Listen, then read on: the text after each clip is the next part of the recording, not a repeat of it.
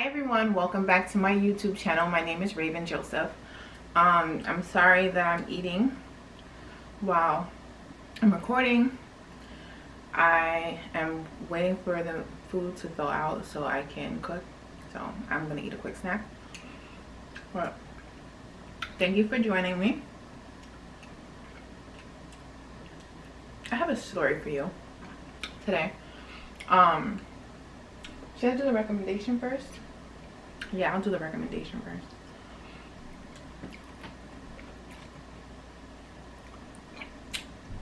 So,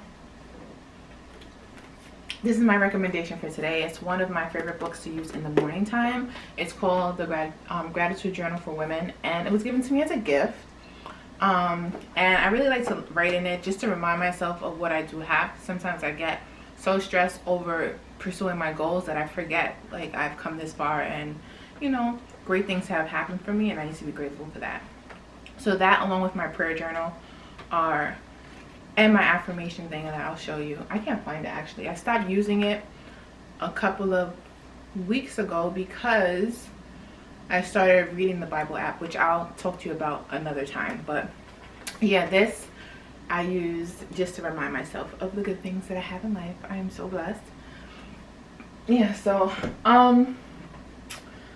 let me see. Before I start my story, let me give you some context. I don't actually have, I wanted to share a financial book with you, but I don't really read books about finances. That's so strange.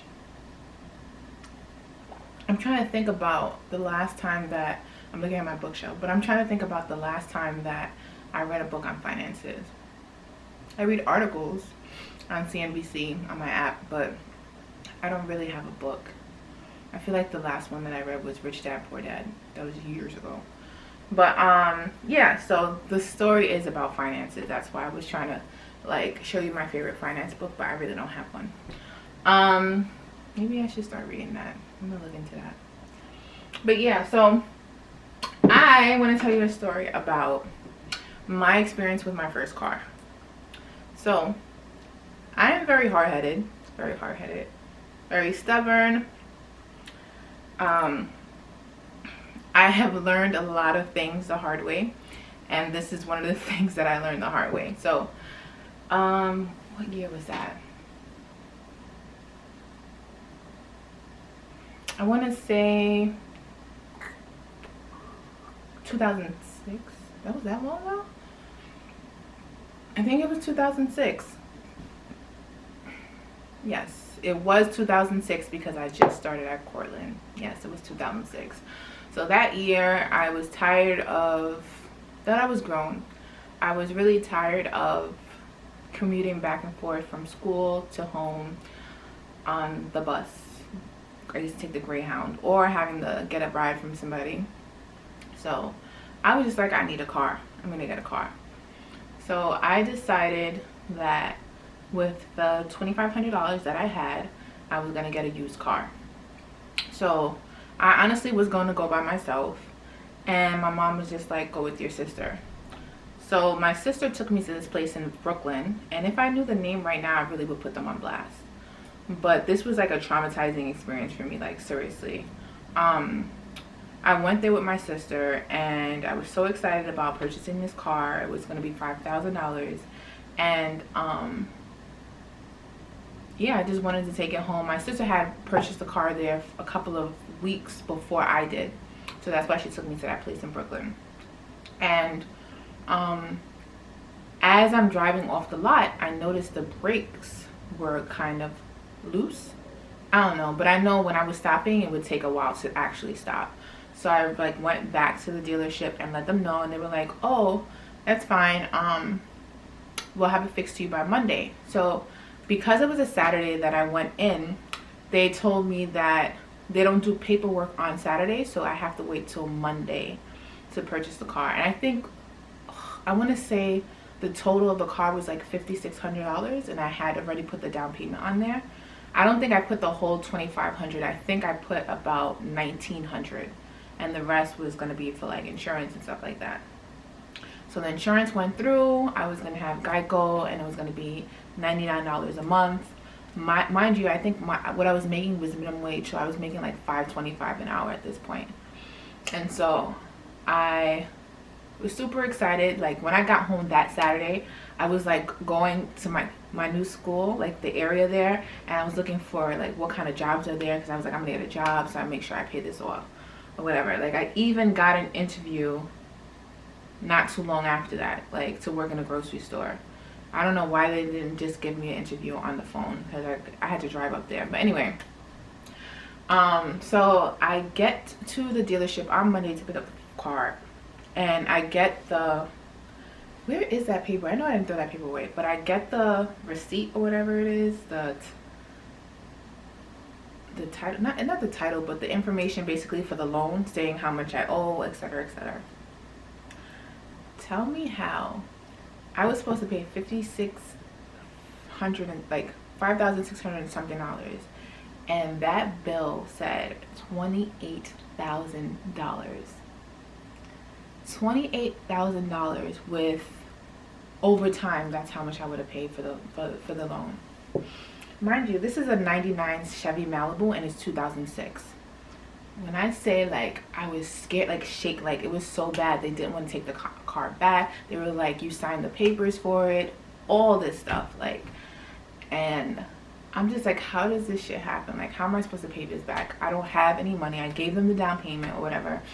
And so I went to the police. I was like, they lied to me, like how? And then the police officer at the precinct in that area said they do that. He said that that's why they changed their name, is because they have a habit of getting people, right? So I was just so fucking, excuse my language, let me cross that out. I was just so upset, so embarrassed. I didn't know what I was gonna do. I didn't even want the car. I couldn't even enjoy my first car because of the situation. So that wasn't only it. A couple of weeks later, I got the first bill from Geico.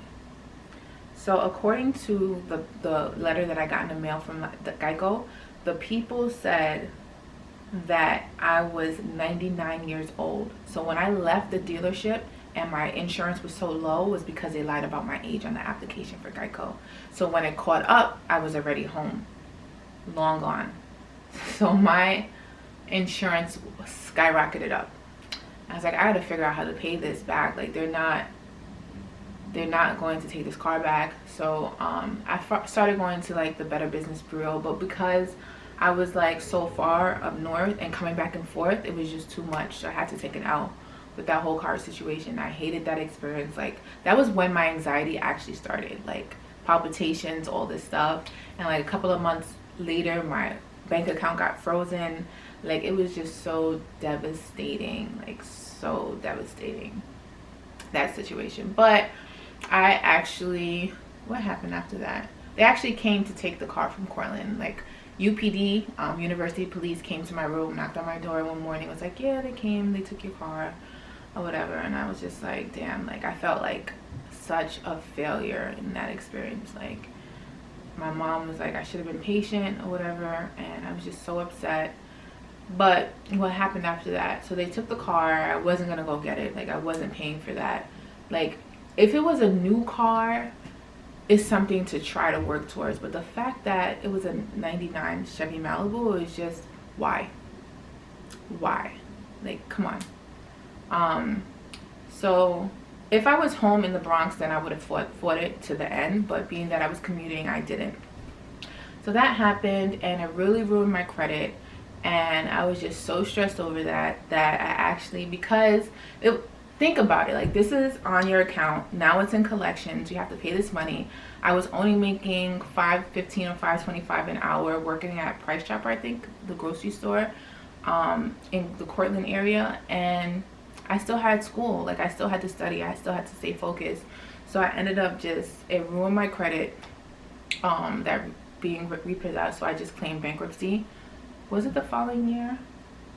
No, it wasn't even the following year. I did try like a year or two to pay it off, but it wasn't working. Like I had to put my education first, because I was, you know, I didn't want to fail out of school because I have to work to pay off a car that I don't even have. So my mom was kind of upset. She was like, when you borrow, you must pay back. Like you can't do that. But I don't have any regrets about doing that. So I ended up filing for bankruptcy, and I built my credit from there. So even though I don't read financial books, I have read a lot of articles and stuff about how to get my credit back.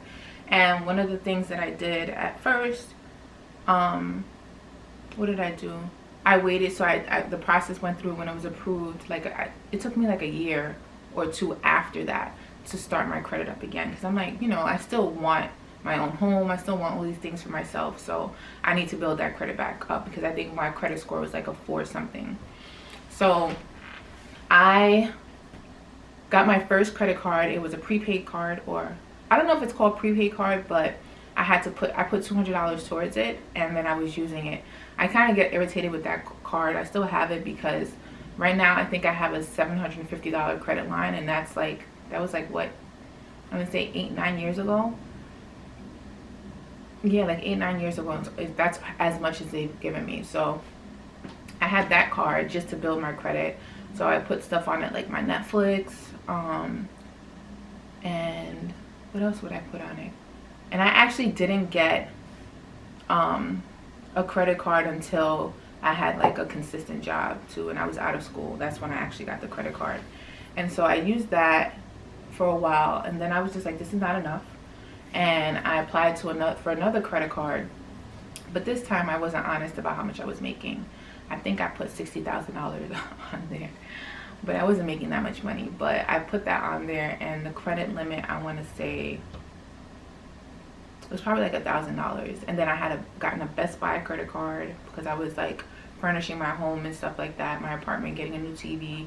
So I put that on there, and I only used my credit cards in the beginning, because I have had situations where I wasn't, but 80% of the time I used my credit cards and paid off within the same month, before the bill even hits, before the interest even hits. Like my couch, my TVs, everything. Like I made sure I had the cash. I was doing overtime as a teacher, working after school, working Regents Prep, all these different things just to rack up during winter break. Is it winter break? February break? Is that winter break? Winter recess? I was working, and I used that to like buy my furniture and stuff like that, my TV and stuff. But I did not use, like, you wouldn't see, and even now it's like I have so much anxiety about my credit that I don't like to have it on there for a long time. So I paid off within the first month. I think this summer in between jobs, it kind of like, that was the most I was just using until, but I got my lump sum, and I was able to pay back everything. But I was basically living off my savings and my credit card. But yeah, I made sure that I got a credit card that gave me points, so every time I use it, I'm accruing points. And sometimes I paid for my plane ticket with that to Jamaica for my birthday. Like I've done a lot with that. So I'm glad I was able to get out of that situation, because I didn't think I was going to be able to. I know that although my credit score is a 7 something now, but I can't wait till that gets off. Like, we're going to celebrate. I'm probably going to have a party when that bankruptcy thing comes off my credit report. But yeah, so that was my experience. What is the worst financial decision that you made for yourself? Like, what did you do?